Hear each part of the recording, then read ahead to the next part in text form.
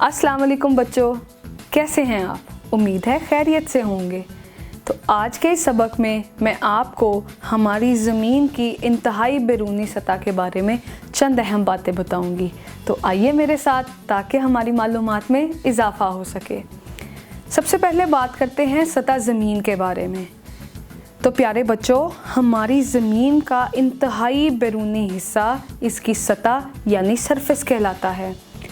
यही वो सतह है जिस पर तमाम इंसान, पहाड़, पौधे, जानवर और समुंदर वगैरह आबाद हैं।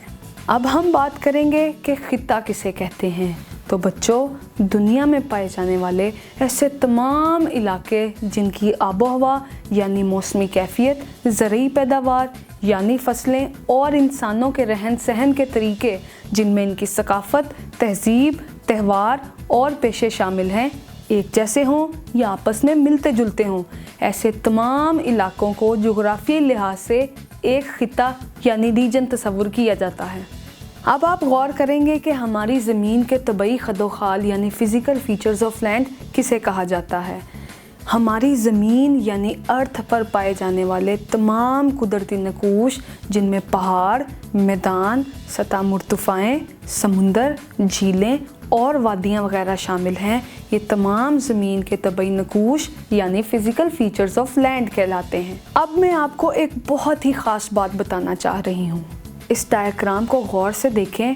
आप देख सकते हैं कि पहाड़, सतह मुर्तफ़ा, मैदान और समुंदर में एक ख़ास फ़र्क है और वो फ़र्क इनकी बुलंदी का है।